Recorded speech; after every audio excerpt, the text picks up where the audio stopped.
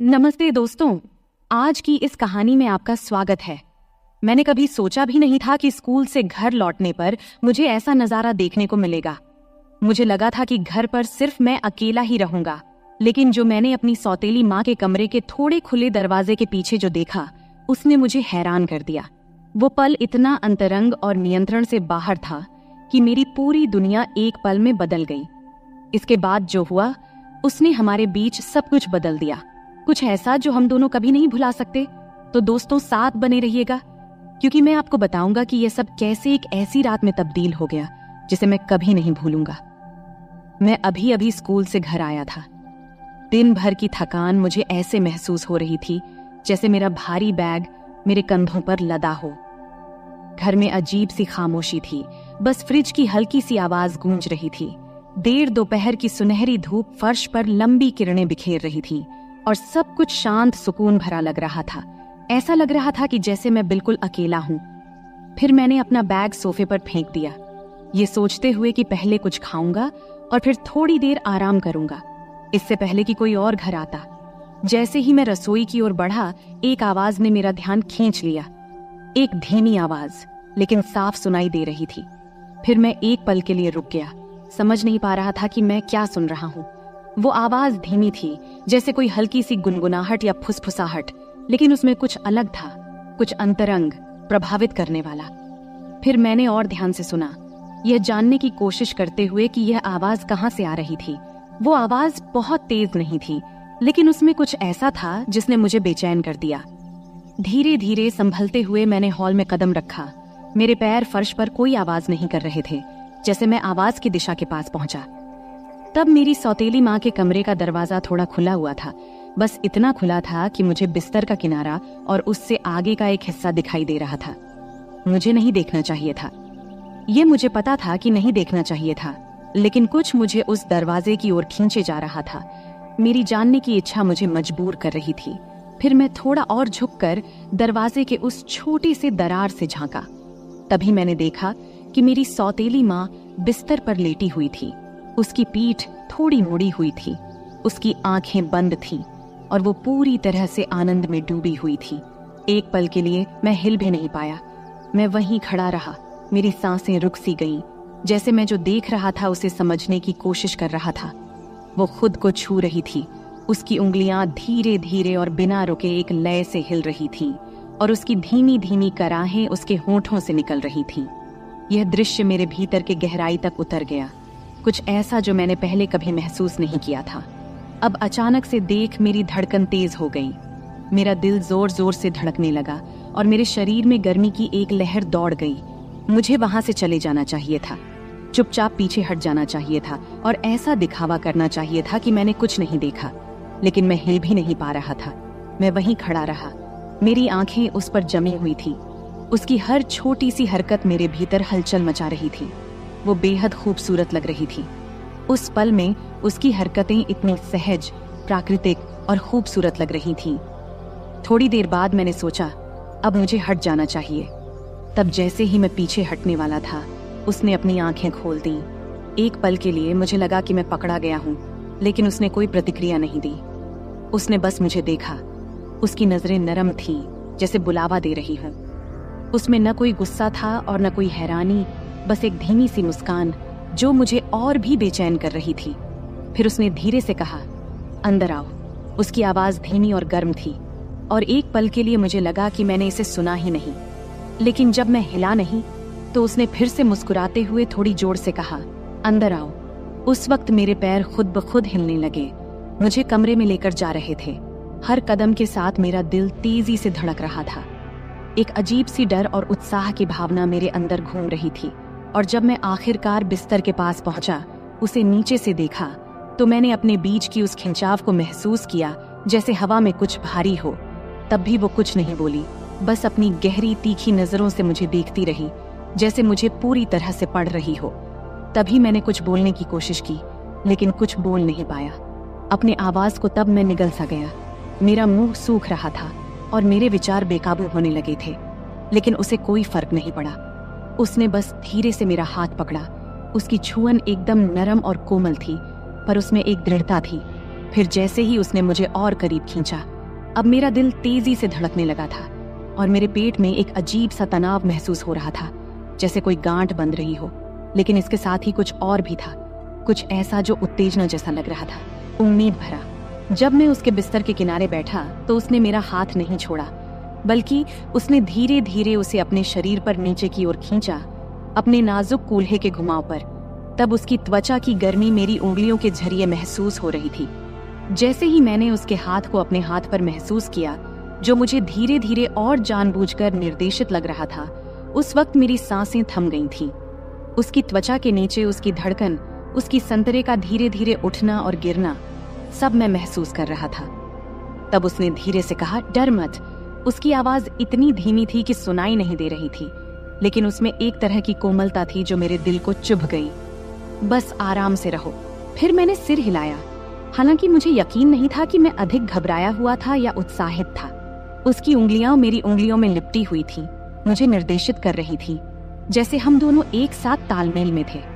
हर स्पर्श से मेरे शरीर में बिजली की तरह झटका लगता और मैं महसूस कर रहा था कि हमारे बीच का जुड़ाव हर गुजरते पल के साथ और गहरा होता जा रहा था।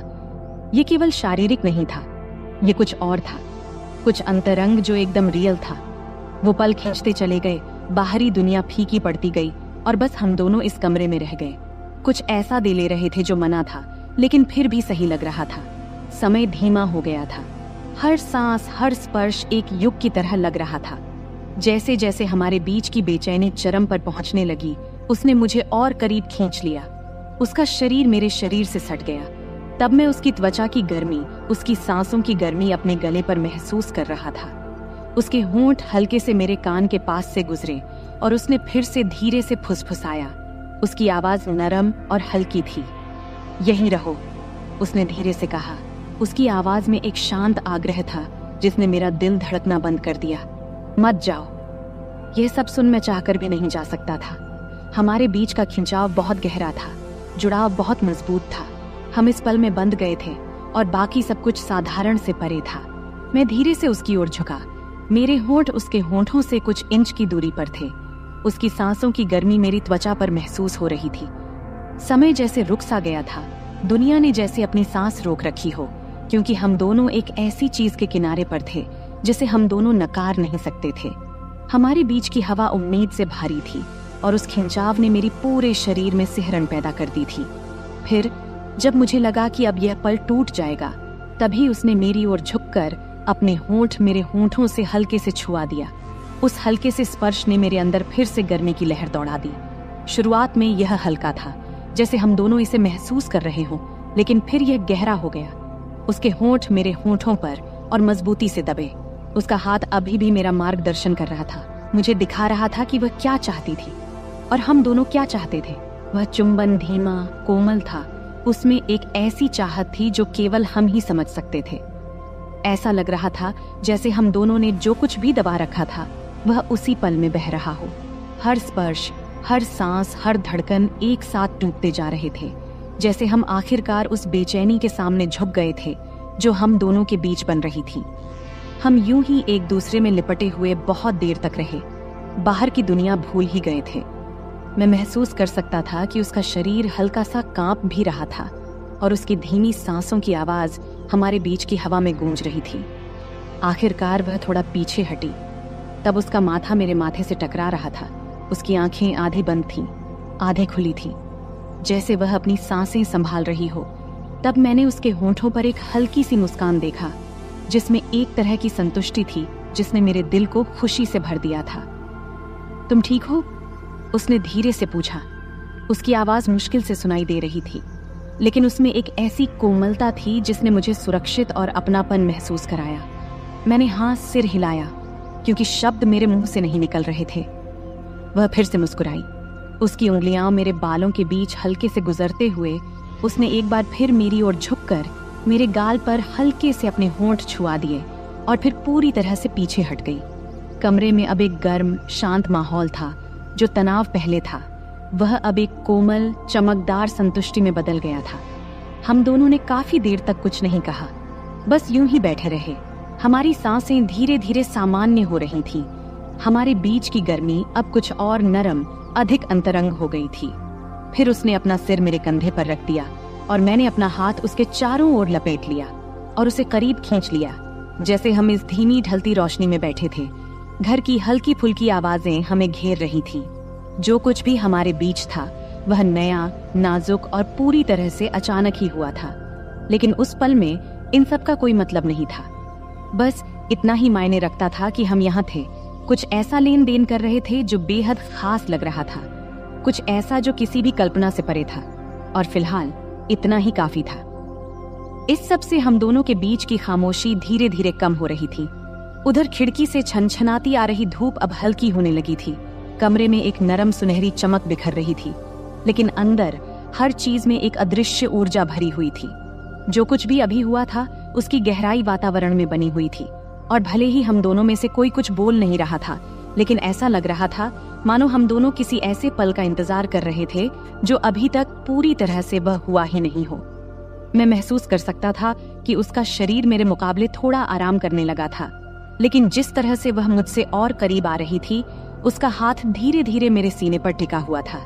ये साफ था कि हमारे बीच जो भी शुरू हुआ था वह अभी खत्म नहीं हुआ था। मेरा दिल अभी भी तेजी से धड़क रहा था। एक अजीब सी उत्तेजना और घबराहट मेरे भीतर दौड़ रही थी। उसकी उपस्थिति का हर हिस्सा मेरी चेतना पर हावी था। उसकी धीमी सांसें, उसकी त्वचा की गर्मी जो मेरी त्वचा के संपर्क में थी, और उसके परफ्यूम की हल्की खुशबू जो अभी भी हवा में बसी हुई थी। तभी उसने हल्के से अपना सिर घुमाया। तब उसके होंठ मेरे गले के पास हल्के से छू गए, जिससे मेरे शरीर में सनसनी दौड़ गई। वह स्पर्श हल्का था, मानो मैं वहां था ही नहीं, लेकिन उसने मेरे भीतर कुछ जगह सा दिया, एक धीमी जलती हुई चाहत। मैंने कुछ पल के लिए अपनी आंखें बंद कियां, फिर उस एहसास को अपने भीतर समाने दिया।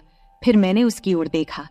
तब उसकी आंखें मेरी आंखों से मिलीं, और इस बार उसकी निगाह में कुछ अलग था, कुछ गहरा, अधिक तीव्र।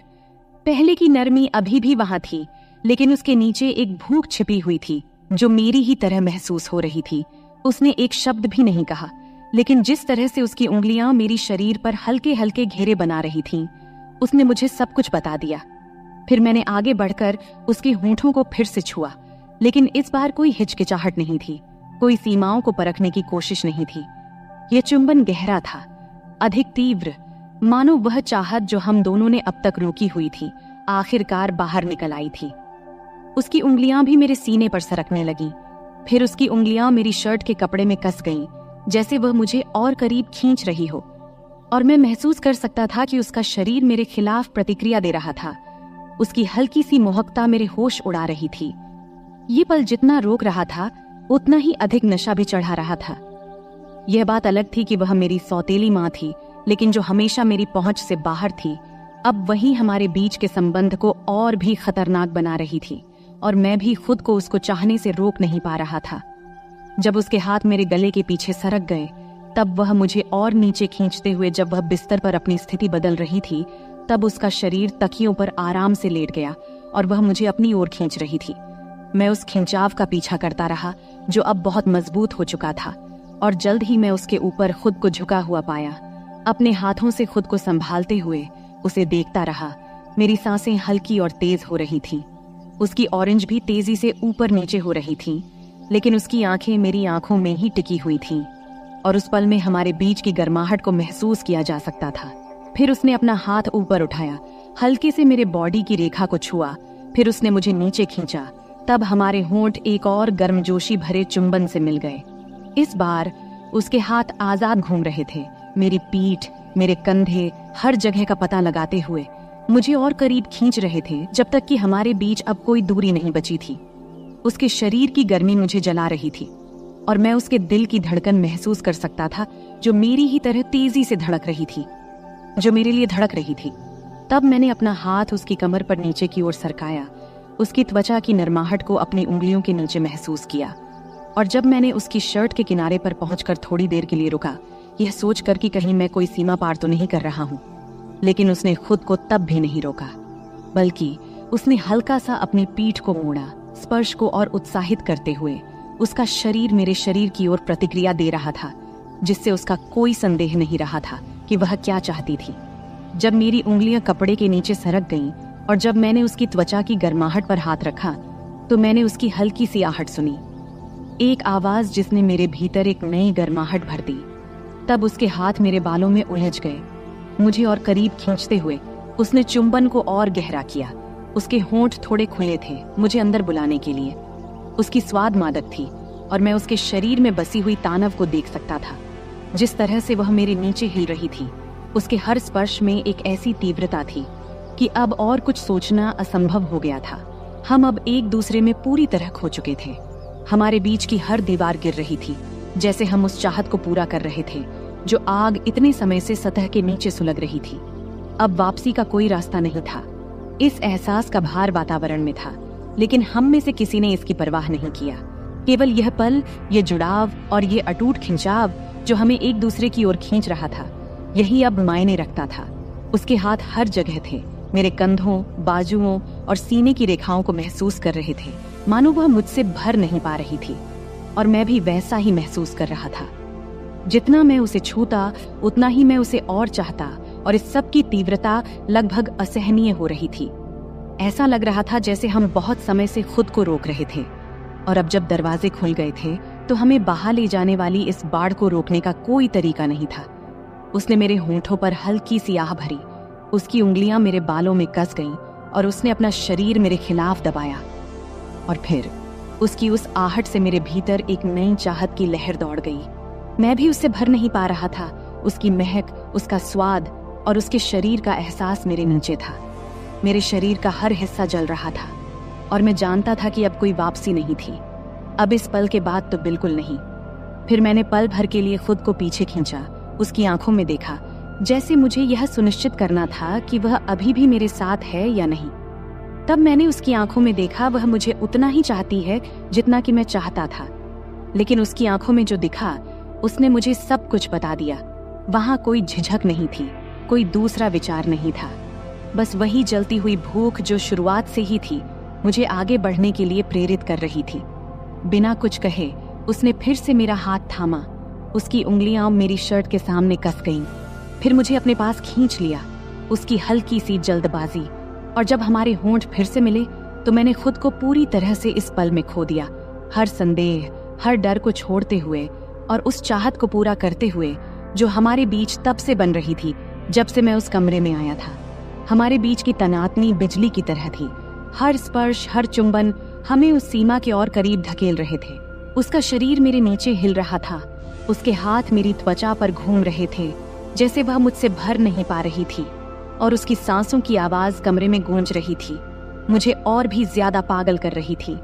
अब हम पूरी तरह से एक दूसरे में खो गए थे, उस जुनून में उलझे हुए थे जिसने हमें पूरी तरह से अपने कब्जे में ले लिया था, और अब कोई वापसी नहीं थी। तब मैंने उसकी उंगलियों को अपने सीने पर महसूस किया। उसका स्पर्श मेरे शरीर में सनसनी पैदा कर रहा था, जैसे वह मुझे और करीब खींच रही हो। फिर भी उसका शरीर मेरे नीचे तनाव से भरा हुआ था, जैसे और चाहने की गुहार कर रहा हो, और मैंने उसे वह सब दिया। हर स्पर्श, हर चुंबन, हर फुसफुसाए हुए शब्द ने हमें इस पल में और गहरा उतारा। यह पल लगभग असहनीय था। हमारे बीच की तनातनी एक चरम पर पहुंच गई थी, मानो हम किसी गहरे और अधिक तीव्रता की ओर बढ़ रहे हों। लेकिन हम अभी जाने के लिए तैयार नहीं थे। हम वहीं रुके रहे, उस किनारे पर, हर स्पर्श, हर चुंबन का आनंद लेते हुए, जबकि हमारे बीच की गर्मी बढ़ती जा रही थी। यहाँ तक कि ऐसा महसूस हो रहा था कि हम दोनों इस तीव्रता से फट जाएंगे। अब मैं उसे अपने नीचे कांपते हुए महसूस कर सकता था। उसकी सांसें छोटी और टूटी फूटी हो रही थीं, जैसे वह मुझसे चिपकी हुई थी। उसका शरीर मेरे खिलाफ इस तरह दबा हुआ था जिससे मेरा सिर चकरा रहा था, और मैं जानता था कि वह भी वही महसूस कर रही थी, वही असहनीय तनातनी, वही राहत की बेताबी। लेकिन हम अभी वहां नहीं थे जहां होना चाहिए था, बल्कि हम अभी भी उस किनारे पर रुके थे, उस पल को खींचते हुए, उम्मीद को थोड़ा और बढ़ने देते हुए, जब तक कि वह सहन करने के काबिल न रहे। कमरा हमारी सांसों की आवाजों, हमारे नामों की फुसफुसाहटों और हमारे जज्बातों की खामोश से आहिस्ता आहिस्ता से भर गया था, जैसे हम उस जुनून के आगे झुक रहे थे जो इतने समय से हमारे बीच सुलग रहा था। यह पल परफेक्ट था, हमारे बीच का यह जुड़ाव, और जब मैंने उसे अपने करीब खींचा, हमारे शरीर एक साथ एक तालमेल में चल रहे थे, तब मुझे पता था कि इसके बाद कुछ भी वैसा नहीं रहेगा। फिर हमने एक सीमा पार कर ली। अब हम साधारण से बढ़कर कुछ खतरनाक में कदम रखा था, लेकिन मुझे अब किसी चीज की परवाह नहीं थी, क्योंकि उस पल में जब हम कुछ गहरे पल में कदम रख रहे थे, केवल वही मायने रखती थी। उसका स्पर्श, उसका चुंबन, उसके शरीर का एहसास, जैसे हम पूरी तरह से एक दूसरे में खो गए हों। और जब हम आखिरकार खुद को एक दूसरे में जाने देने लगे, चूंकि मुझे पता था कि यह तो बस अभी शुरुआत थी। तो दोस्तों, यह थी हमारी आज की छोटी सी कहानी। आपको यह कहानी कैसी लगी? कमेंट करके जरूर बताएं।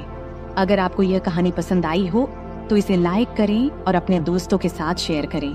आगे भी ऐसी ही रोमांचक कहानियों के लिए हमारे चैनल को सब्सक्राइब करें और बेल आइकन दबाना न भूलें, ताकि आप हमारी कोई भी कहानी मिस न करें।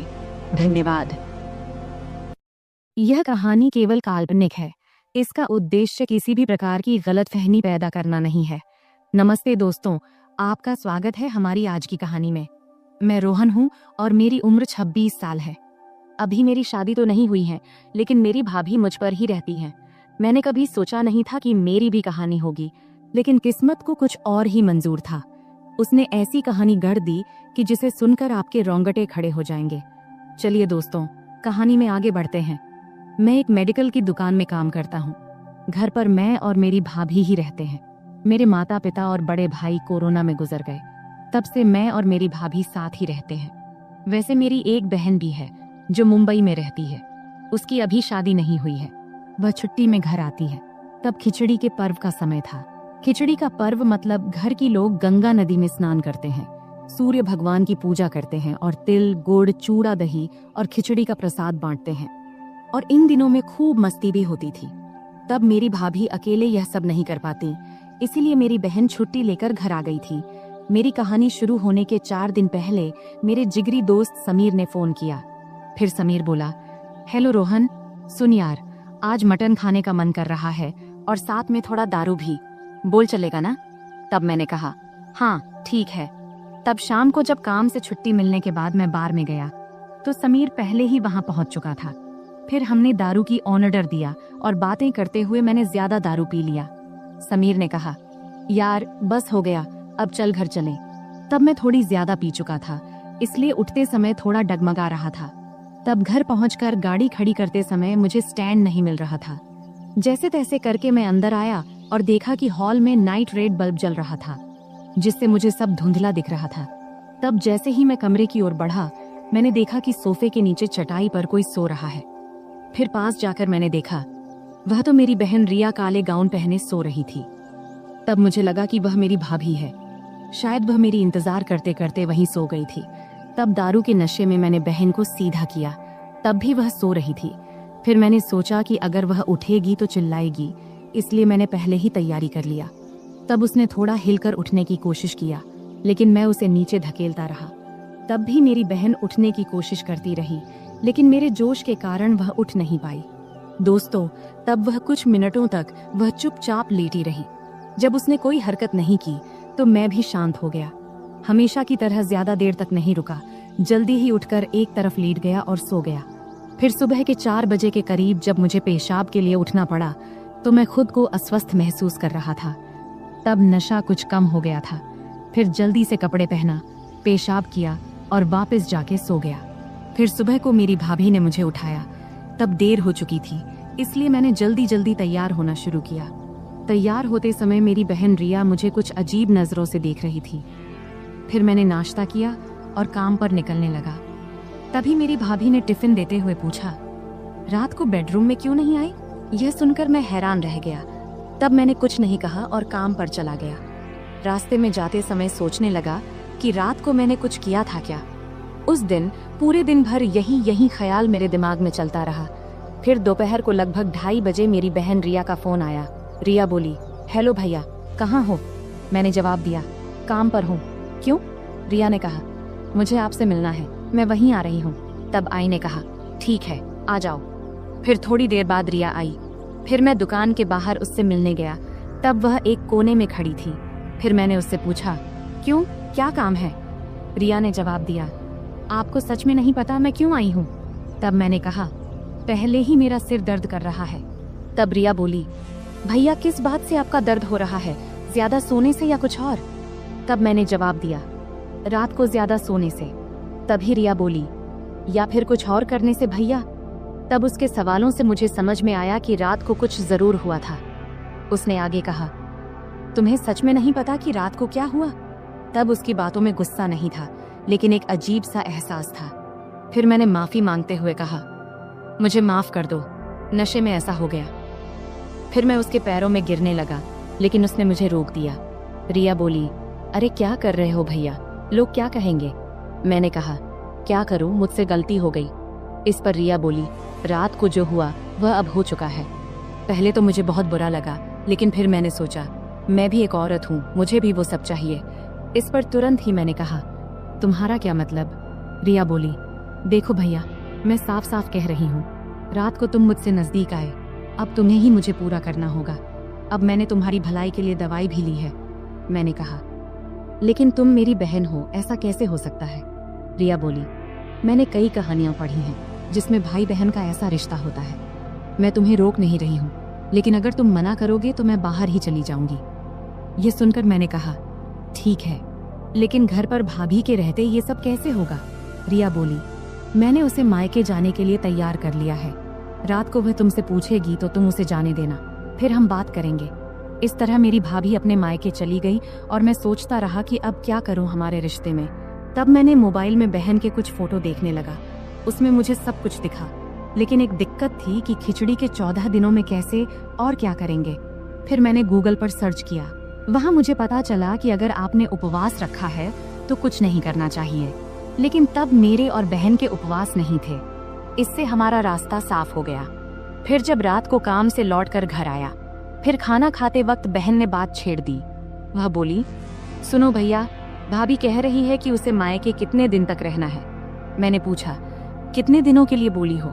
रिया बोली, पूरे 14 दिनों के लिए। इस पर मैंने कहा, ठीक है, भाभी का थोड़ा आराम भी हो जाएगा, इससे भाभी भी खुश हो जाएगी और तुम भी। फिर खाना खत्म होने के बाद बहन ने बर्तन साफ किया और बाकी काम निपटाने लगी। वैसे यह सब काम मेरी भाभी का होता था, लेकिन अब उसके गैर मौजूदगी में यह सारा बहन को करना पड़ रहा था। अब बर्तन धोने के बाद रिया मेरे पास आकर बैठ गई। फिर रिया बोली, नाराज तो नहीं हो ना भैया तुम? मैंने कहा, नहीं नहीं। पहले मुझे गलत लगा, लेकिन बाद में सोचा कि अगर तुम तैयार हो तो मुझे क्या दिक्कत होगी। रिया बोली, तो आज रात? मैंने कहा, ठीक है, आज रात ही बात कर लेता हूँ, ताकि तुम भी आराम से रहो और मैं भी। तब हम दोनों ने सारे काम निपटाकर टीवी देखने बैठ गए। तभी रिया ने मुझे एक प्यारी सी मुस्कान दी और अंदर चली गई।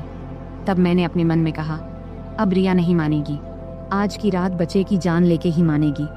तब कुछ देर तक तो मैं वही बैठा रहा और रिया के बारे में सोचता रहा। फिर उठा और कमरे में चला गया। कमरे में घुसते ही एक सुखद गुलाबों जैसी खुशबू आई। तब माहौल बहुत अच्छा बना हुआ था।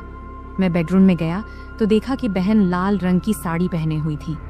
तब वह बहुत सुंदर लग रही थी।